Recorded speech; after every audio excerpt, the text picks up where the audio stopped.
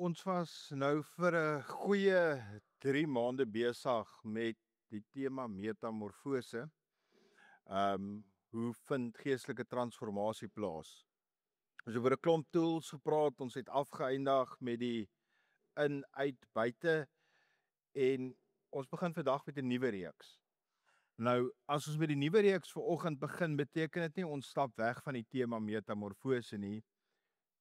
Ons hoop dat hierdie volgende 7 weke jou gaan help om iets van God te leer ken en iets van Jesus te verstaan wat jou op sekere fases van jou transformasieproses bietjie kan terugvat en sê maar okay, in hierdie omstandighede is daar X, Y en Z wat Jesus al gewys het. So die reeks se volle naam is Die Grafdief. En die lekker ding is, julle gaan nie weet wat die grafdief is tot aan die einde van die 7 weke nie. So jy moet of eers so 7 weke weer kom, of jy moet elke week kom en sien waar ons gaan met dit. Maar ons gaan die hele tyd gesels oor Jesus se wonderwerke. Wat beteken hierdie wonderwerke vir ons? As kind word ons die wonderwerke van Jesus vertel asof dit hierdie magical goed is. Jesus het dit gedoen, hy het dat gedoen. En daar is sekere wonderwerke waar die skrywers van die evangelies regtig op fokus, nie omdat dit die wowste was nie, maar om dit by betekenis die belangrikste was vir ons om te weet, om ons iets van die karakter van Jesus te leer, om vir ons iets van die karakter van God te leer. So hierdie is nie net wonderwerke van Jesus wat gedink het, okay, hierdie is nou 'n cool triek wat ek hier kan doen nie. Hierdie goed het lewensimpak in hoe die mense vir Jesus gesien het, hoe hulle Jesus verstaan het. Hulle het dit nie op daai oomblik noodwendig besef nie, maar op refleksie besef hulle dit. So ons gaan vandag stil staan by seker een van die bekendste wonderwerke. Een van die wonderwerke wat ons die meeste gebruik partykeer in 'n grap gewys van as iemand net hierdie water in wyn kon verander het. Almal dink altyd dit sou 'n baie goeie triek wees vir enige ou om te kom doen. Maar dit is die eerste teken wat Jesus gedoen het. Hy het water in wyn verander. Nou die ouens wat van wyn nou dink, is bevestiging, wyn is goed vir 'n mens, maar daar's iets baie meer dieper daarin. So dis waaroor ons vanoggend gesels. Wat wil die storie, hierdie wonderwerk wat Jesus gedoen het oor water in wyn verander vir ons laat besef en ons laat leer? Het jy al agtergekom dat party dae is sommer net normaal? Het jy al sulke dae beleef? Dit is so normaal, dis skoon boring. Okay. Daar's 'n paar wat dit klik, maar die meeste van ons het gewoonlik nie sulke dae nie, nê. Maar jy staan op, borsel jou tande, jy kam jou hare, jy doen jou dinge, jy gooi jou Rice Krispies by koue of warm melk, jy maak jou preneutro, eet beskuit, allerhande sulke goed en die dag gaan net aan. Maar dan, ewe skielik is daar daai een dag wat in jou lewe gebeur en alles verander. Dis 'n oomblik in jou lewe wat jy 'n telefoonoproep kry, in 'n gesprek is, in 'n ontmoeting is, en skielik lyk jou lewe heeltemal anders. Dis asof jou lewe 'n voor die tyd en 'n na die tyd het. En ek dink almal van ons wat hier sit, het eers al so iets in hulle lewe gehad. Iets wat gebeur het, goed, sleg, iets het gebeur, alles het verander. En jy praat altyd van voor dit gebeur het of voor na dit gebeur het. Vir party mense is dit die dag toe hulle besluit het om Jesus te volg. Ons het altyd gesê toe ons jonger was, ons BC dae en ons na Christus dae. Dit was 'n belangrike moment. Maar party mense het nie noodwendig daai nie, maar daar's partykeer traumatiese goed, spanningsvolle goed, slegte goed wat 'n defining moment in jou lewe is. Nou hierdie hele storie van Jesus wat water in wyn verander het, speel in Kana af en hy's by 'n troue. As jy ooit The Chosen gekyk het en daai toneel gekyk het van die water in wyn, dan is dit nogal, dis vir my 'n mooi uitbeelding van Jesus, want hy het saam met die mense gelag, hy was teenwoordig gewees. Hy was daar waar hulle was. So as jy nog nooit The Chosen gekyk het, kyk bietjie waar, ek weet nie wat se, ek dink is in seisoen 1, maar ek weet nie wat sy episode nie. Maar dit was my so 'n mooi prentjie van Jesus en hoe alles daar gaan, en as jy hierdie storie bietjie visueel wil gaan kyk dit. Onthou nie, daar word bietjie creative liberties geneem. So die verhaal in die Bybel is sentraal, maar as jy net so 'n fantasietrip amper wil vat in daai tyd, en kan jy dit gerus gaan kyk. Nou hierdie storie kry ons in Johannes 2 vers 1 tot 11. En dit is nogal 'n lekker lang stukkie, so ek gaan dit vir ons lees. Sodat ons presies kan hoor hoe Johannes dit geskryf het.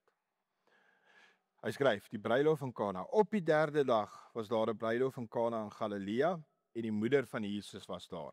Jesus en sy disippels is ook na die bruilof toe genooi. Interessant, Jesus en sy disippels is ook genooi. Wat beteken, Jesus was deel van die community gewees. As hy sê hy het in volle mens geword, dan is hierdie al klare teken van, hy was deel van die mense gewees.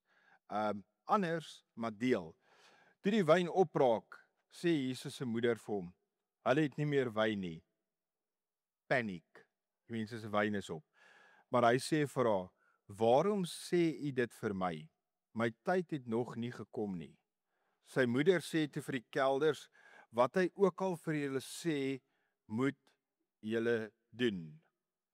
Nou wat interessant is, as jy dit in die Engelse Bybel gaan lees, daar waar Jesus sê, waarom sê jy dit vir my? Dan spreek Jesus Maria aan in die sinvorm van woman. Why are you saying it to me? Iets in daai, maar die woordjie woman het my so opgeval in die Engelse teks, dat ek is soos, so is bietjie kort af. Maar dit is die begin van iets nuuts in Jesus se lewe. Die konteks wat dit is nie grof geskryf nie. Dit is vrou. Waarom plaai jy my basies met dit? So sy moeder sê te vir die kelders, wat hy ook al vir julle sê, moet julle doen. Daar het 6 klipkanne gestaan vir water wat die Jode by hulle reiniging gebruik het. Elkeen het tussen 90 en 100 liter gehou. Ek sal van julle so 'n klipkruik wil hê vir die winter. 90 liter, 100 liter. En Jesus sê toe vir die kelners, maak die kanne vol water. En as jy gaan kyk wat die supergeleerde ouens skryf in kommentare oor dit, dan die woorde wat gebruik word vir kanne vol water beteken tot bo. Wanneer jy jou glas te vol maak en dit lyk amper of hy so 'n bietjie van 'n dou maar, dis hoe vol Jesus wou dit gehad het. Vol. En hulle het dit tot bo toe vol gemaak. Toe sê hy vir hulle, skep nou daarvan uit en gee dit vir die seremoniemeester. Hulle het dit gedoen. Die seremoniemeester het nie geweet waar dit vandaan kom nie, maar die kelders wat die water uitgeskep het geweet. Die kelners wat dit uitgeskep het geweet. Significant om daai sinnetjie te hoor. Die wat betrokke was by die wonderwerk het geweet. Toe die seremoniemeester die water proe wat wyn geword het, roep hy die bruidegom en sê vir hom, 'n mens sit gewoonlik eers die goeie wyn voor, en as die mense goed gedrink het, die van swakker gehalte. Ken julle daai? Haal eers die goeie bottel wyn uit, en na die tyd kom die bottel, ek weet nie, mix uit. Ja, dan maak jy die boksie oop en jy maak hy dierbottel weer vol. En april is alles dieselfde. Hy sê so, dan bring jy die swakker uit, maar jy het die goeie wyn tot nou toe teruggehou. So, sommer net wat ek nou dink is, hoe Jesus weer anders is. Waar jy eers die goeie uitbring, waar die slegte eers kom en dan kom die goeie. En hierdie eerste wonderteken het Jesus in Galilea gedoen. Hy het daardeur sy heerlikheid laat blyk en sy disippels het tot geloof in hom gekom. Daai sinnetjie is ook nogal interessant. Sy disippels het tot geloof in hom gekom. So kan julle onthou toe die vissermanne geroep is wat Jesus gedoen het? Al daai vis wat hy voorsien het. Hulle het hom gevolg. Maar as ek hierdie sinnetjie lees, is dit half soos eers op hierdie oomblik, ek weet ek of hulle baie van wyn gehou het, maar op hierdie oomblik het hulle tot geloof gekom. So hulle het al 'n rukkie saam met Jesus getravel, maar hierso is die moment wat hulle tot geloof kom. Nou, daar is 'n hele klomp goed wat ons uit hierdie verhaal kan leer. Die eerste ding wat ons kan leer is, Jesus gee om met die klein goedjies. Hy gee om oor die klein goed. Dis ongelooflik. Jesus se eerste werk was nie om iemand uit die dood op te wek nie. Was nie om die storm stil te maak nie. Dit was dood eenvoudig. Nee, hy red 'n bruilof. Hy red 'n bruilof, hy red 'n partytjie waar die wyn opgeraak het. Dit sê vir my iets belangrik van Jesus. Jesus gee om oor die klein dinge. Oor die klein goedjies in jou lewe. Want as dit vir jou belangrik is dit vir hom belangrik. Ons dink as die wyn op 'n partytjie of 'n troue op sou raak, dan is dit nie 'n big deal nie. Maar dit was belangrik geweest en ek sal nou vir julle sê hoekom dit belangrik was dat Jesus moes intree. Want die mense was vir hom belangrik. As wyn op 'n troue opraak, kan mense dink is 'n groot krisis, maar die meeste mense gaan okay, nee, daar's nie meer wyn nie. Hulle gaan net aan. Maar in hierdie konteks, as die wyn opraak op 'n bruilof in die Joodse tradisie, is dit 'n groot verleentheid. Dit is 'n skande op die familie wat gewoonlik nie weggaan nie. Want as jy die bruiloffees reël, moet jy voorsien dat daar genoeg is. En Jesus tree in.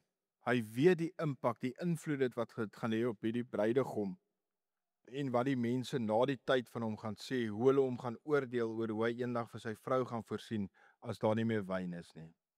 As dit jou bekommer, dink 'n bietjie waaroor jy jou bekommer.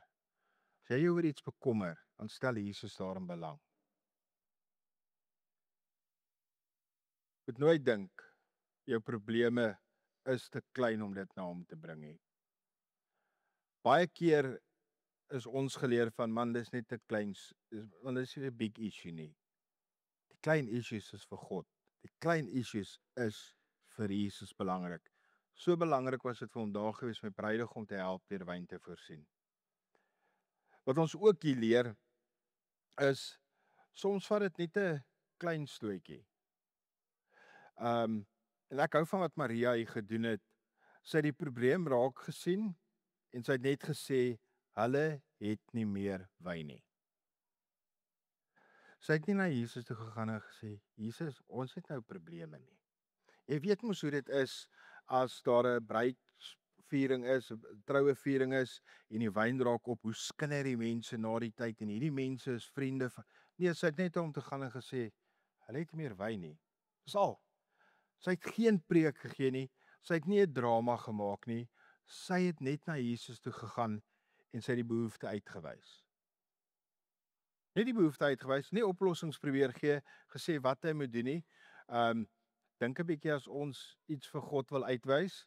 Here, help my net hiermee, want as U my hiermee help, dan sal dit en dit. Of Here, as U dit net so vir my sal doen. Partykeer moet ons net gaan sê, Here, ek het 'n probleem hiermee. En dit los, want hy weet, dis al wat Maria gedoen het. Sy het net gesê, is nie meer wyn nie, want sy het vertrou dat Jesus die res sou doen. Sy het nie nodig gehad om vir hom antwoorde te gee nie, of voorstelle te maak nie. Ons maak baie keer vir God voorstelle. Dink bietjie mooi as jy bid.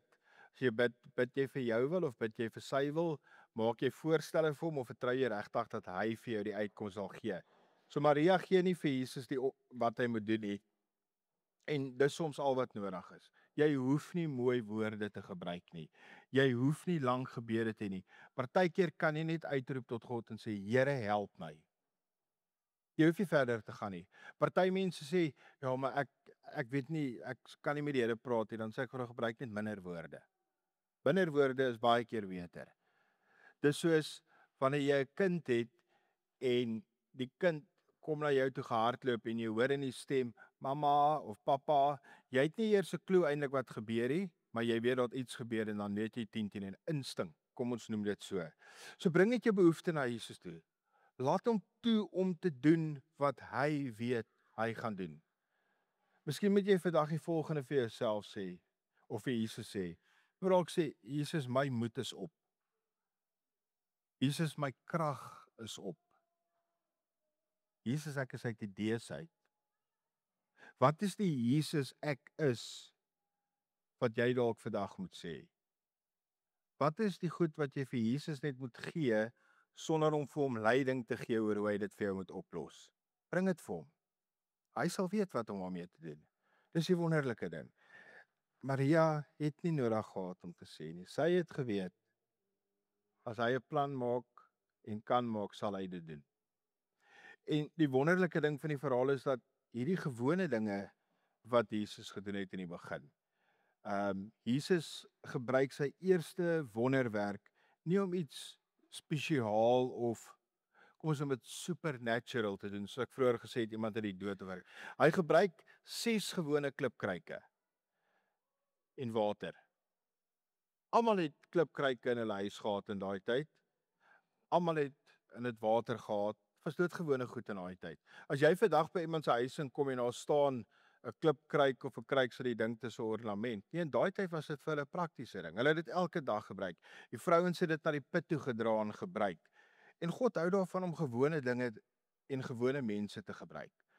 Ons het baie keer hierdie verwagting dat as ons vir God vra vir hulp, daai miraculous ding gaan gebeur. Amper asof die wolke gaan ooptrek en daar gaan 1000 engele afkom en alles gaan verander. Dit laat my dink aan die storie wat vertel is van die ou wat in die woestyn gestrand was en hy is besig om te bid en te sê, Here, help my, ek is besig om dood te gaan van die dors. Stuur asseblief, kom red my asseblief. En nie lank daarna nie kom daar 'n ou met 'n kar verby en hy sê, het jy hulp nodig? Die ou sê, nee, ek sal raai, die Here sal my help, hy sal my red. Die ou ry weg. En so kom die volgende kar, het jy hulp nodig? Nee, dis alright, ek het vir die Here gevra om my te kom red, hy sal my help. En so laat hy die doodgewone goed die hele tyd verbygaan, want hy soek vir God, maar hy sien nie vir God in die mense wat God gestuur het nie. So God gebruik gewone dinge. Jesus gebruik gewone dinge om buitengewone dinge te doen. As jy dink aan hierdie storie, so in daai konteks was hierdie 'n gewone ding geweest. Waterkruike en hy doen iets buitengewoon. In God se hande word hierdie gewone goeders regtig iets besonders. En dan het ons in die teks gelees waar die seremoniemeester sê, maar hoekom hou jy die beste vir laaste? In vers 9 lees ons die seremoniemeester het nie geweet waar dit vandaan kom nie, maar die kelders van die water uitgeskep het geweet. Toe die seremoniemeester die water proe wat wyn geword het, roep hy die bruidegom en sê vir hom, 'n mens sit gewoonlik eers die goeie wyn uit voor 'n mens die goeie goed gedrink het. Die wat van 'n swakker gehalte is, maar jy het die goeie wyn tot nou toe gehou. Dis hoe God werk. Hy hou die beste vir laaste. Hoekom hy dit partykeer so doen en meeste van die tyd so doen, verstaan ek nie. Maar ek weet dis gewoonlik die beste. Baie keer as jy met mense praat wat deur 'n moeilike tyd gaan, sal hulle praat van hoe sleg dit was, maar toe God ingetree het hulle iets niets van hom geleer en hulle lewe het verander. Daar was 'n oomblik met 'n voor die tyd en 'n na die tyd.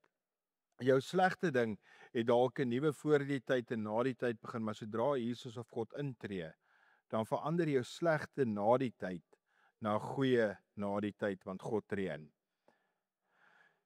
As jy vandag deur 'n moeilike tyd gaan, as jy dalk op die livestream kyk, as jy dalk vandag hier sit en jy gaan deur 'n moeilike tyd, dan wil ek vir jou sê, hou moed. Hou moed. God is nog nie klaar met jou storie nie. Is nog nie klaar nie. Die beste lê nog voor vir jou. En as ons aan dit kan vashou, dan begin ons iets verstaan van wie hierdie God is. Dat niks wat jy nou het, is beter as wat voor lê vir jou nie. Die volgende ding wat ons moet onthou is, as ons na die storie kyk, is gehoorsaamheid maak die weg oop vir wonderwerke. Ek stel dit so, want ek wil nie hê jy moet dink wonderwerke, gehoorsaamheid waarborg wonderwerke nie, of waarborg dit nie, maar gehoorsaamheid maak die weg oop. Dit skep die geleentheid. As jy op die pad moet loop om iets te kry, kom ons sê maar, jy het paasfees gehou, wie het paaseiers gejag? Niemand nie, okay. Maar as jy nou, kom ons gebruik paaseiers as voorbeeld, nê. As jy paaseiers langs die tuin en die bedding wegsteek, en die kinders loop net in die paadjies en nie naby die beddings nie, dan gaan hulle dit nooit kry nie. Dan sê jy vir hulle gaan kyk in die beddings. Net so is hierdie storie dieselfde van, jy moet gehoorsaam wees. As jy die hele tyd hier bly, maar God se lyn vir jou is hierso, dan gaan jy hierdie lyn mis. Jy gaan mis wat God vir jou wil gee. 'n Interessante feit oor die kruike is, en dit is vir my nogal opvallend geweest, die kruike wat Jesus gebruik het om water in wyn te verander in die bruilof, het nogal 'n diep simboliese teken. Hierdie kruike wat hulle gebruik het, was deel van die Joodse reinigingsrituele. So as hulle iets gedoen het of gebid het, dan het hulle hierdie water wat in hierdie kruike is gebruik om hulle te reinig, sodat hulle rein voor God kan staan. En dit was niks vreemd in daai huishoudings. Almal het hierdie rituele kruike gehad met die water in. En as jy wil simbolies na dit gaan kyk, 'n bietjie dieper wil kyk, dan kan jy sien dat die water wat in wyn verander word in die kanne kan al 'n vooruitskouing wees van Jesus wat kom om die ou verbond te breek en ons in 'n nuwe verbond met God te plaas. Ek dink nie Jesus het ooit enigiets toevallig gedoen nie. Daar's 'n rede hoekom die wyn in die reinigingskranne gesit is, wat die mense sou help as hulle die water uit gebruik om rein voor God te kom. En wat gebruik ons by die nagmaal as 'n teken? Wyn. Want dit beteken Jesus se bloed het ons gereinig. Ou kan bietjie lyne trek en die simboliek bymekaar bring. Wat dit ook gewys het is, omdat hierdie kanne daar was en in die huis tot beskikking was, wys ook dat hierdie huisgesin 10 teen 1 godsdienstige gesin was. Nou, godsdienstig in die sin van hulle was deel van die Joodse tradisies. En dit maak dit so mooi dat in die vaste huis waar Joodse tradisies reeds gevestig is, openbaar Jesus deur hierdie wonderteken homself op 'n manier. Dit wys vir ons 'n teken van vreugde, wys vir ons 'n teken van genade, wys vir ons 'n teken van die nuwe verbond, dat God het gekom om iets nuuts te doen. En dan die wonderlike ding is, as dit kom by die gehoorsaamheid, is wat ons lees is, Jesus het net vir die kelners of die bediendes of wat hulle genoem as gesê, maak die kanne vol water. Dis al wat hy gegee het, hy het net die opdrag gegee.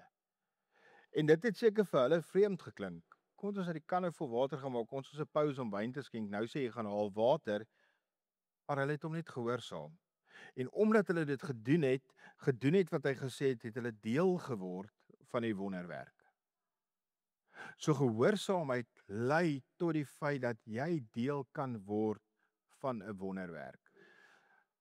As jy ooit al Bruce Almighty gekyk het, is 'n groot deel van die storie Be the Miracle.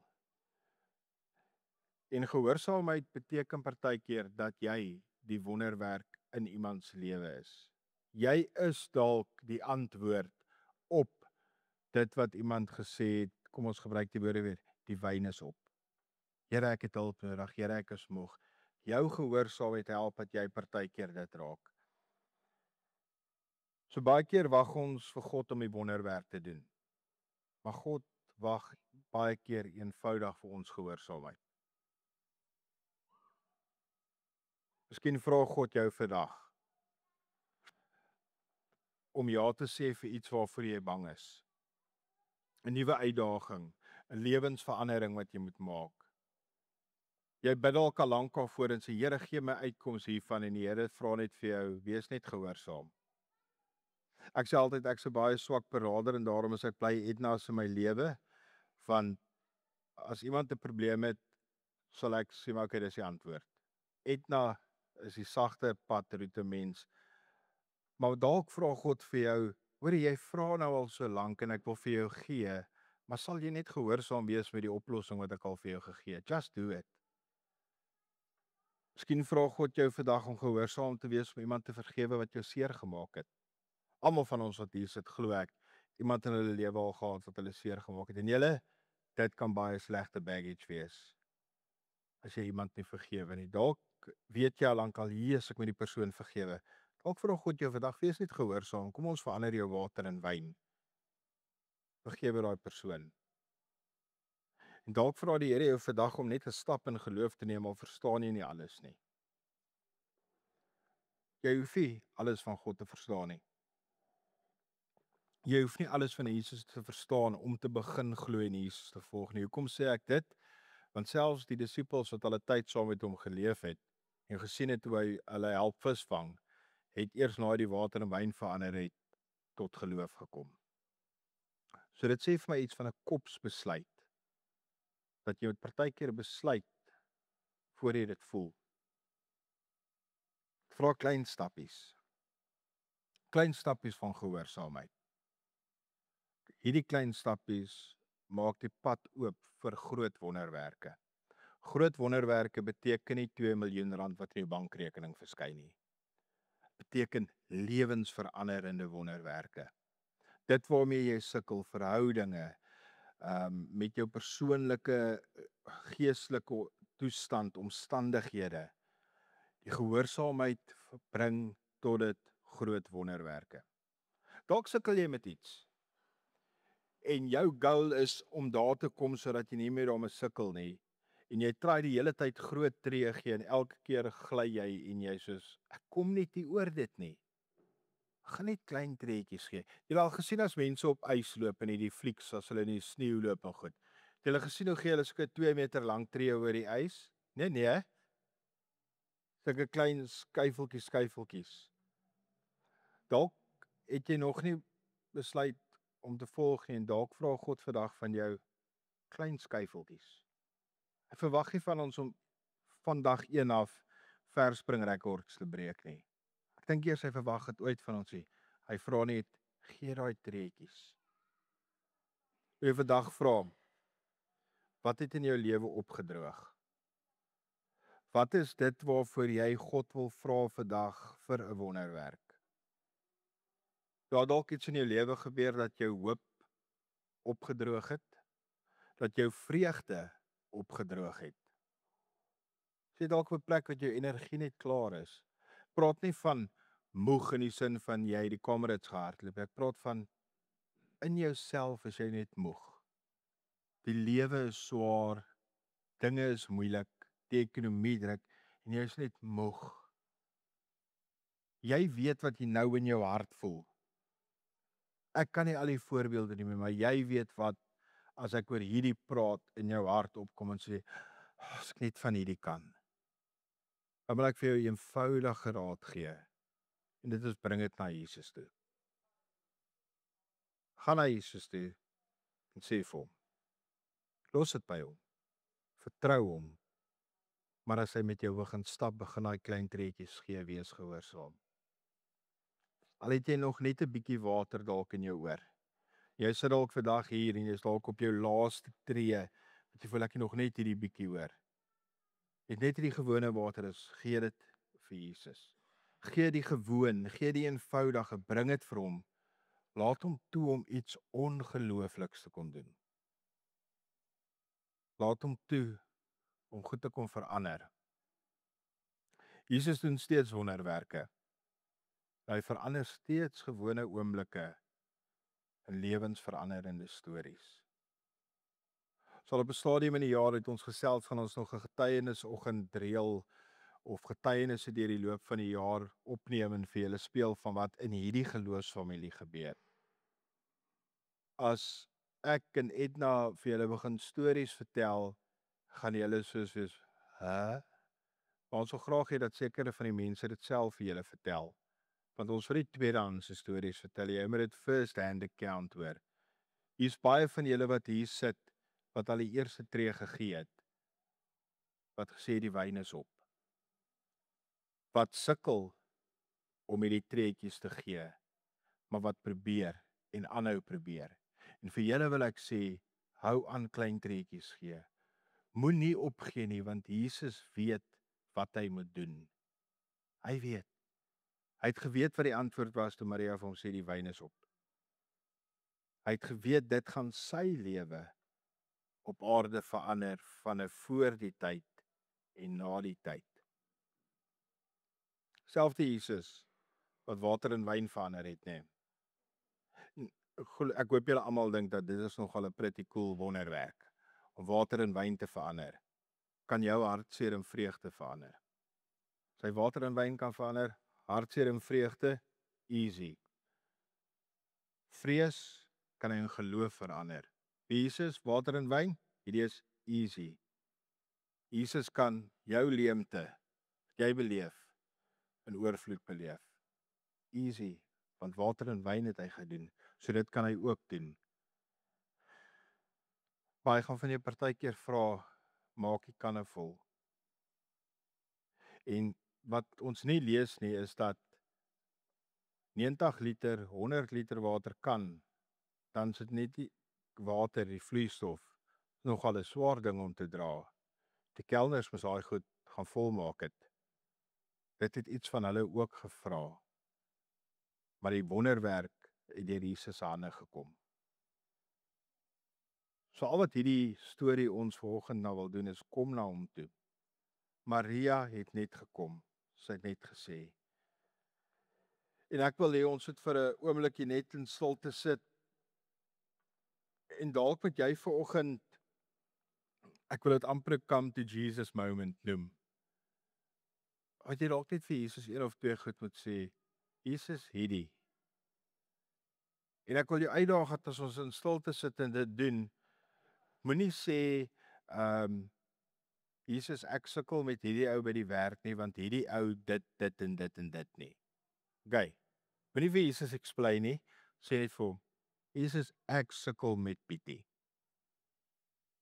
Dis al, want hy weet wat gedoen moet word. So kom ons maak ons oë toe en ons sit vir 'n oomblik en elkeen spandeer sy oomblik. En as jy online is, kan jy ook vir 'n oomblik net in stilte sit en vir Jesus jou probleem kom gee of probleme.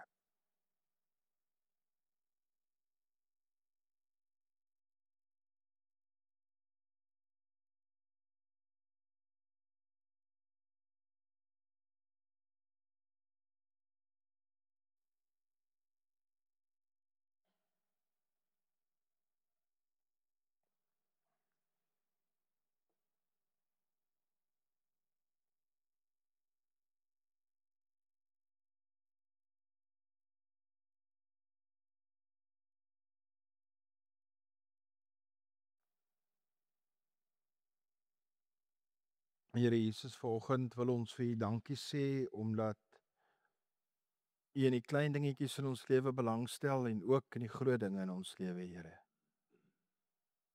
Here, ek bid vanoggend vir elkeen wat vanoggend iets voor U kom neersit het, soos die moeder na U toe gekom het en gesê die wyn is op. Ek wil bid, Here, dat U deur die Gees vir elke persoon wat die behoefte vanoggend by U uitgespreek het, Here, dat U hulle sal help deur die Gees om waar geduld nodig is en te wag, waar dit nodig is vir hulle om klein treetjies te gee, hulle die motivering deur U Gees te gee om te beweeg en treetjies te begin gee. Here, dankie dat ons weet dat U weet die beste en daarom kan ons met die kleinste goedjies na U toe kom.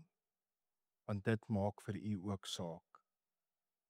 Here, ons weet, Hemelse Vader, dat U soos 'n Vader vir elkeen van ons sorg en daarom is die klein goedjies vir U ook belangrik vir ons. Help ons, Here, om so te leef in gehoorsaamheid dat ons ook partykeer die wonderwerk kan wees vir iemand. Dalk is ons die kelners, Here, wat die water moet volmaak. En dalk is ons die persoon wie se water in wyn moet verander. En sal die Gees ons lei om dit te sien en om so te leef. Mag die genade van ons Here Jesus Christus met elkeen van julle wees. Mag sy vrede jou vrees te bowe gaan. Mag sy Gees jou lei om hierdie week gehoorsaam te wees en te loop waar hy lei en elke klein treetjie wat hy jou vra om te gee, dat jy dit in gehoorsaamheid en met opgewondenheid sal doen. Die gemeente van die Here sê saam, Amen.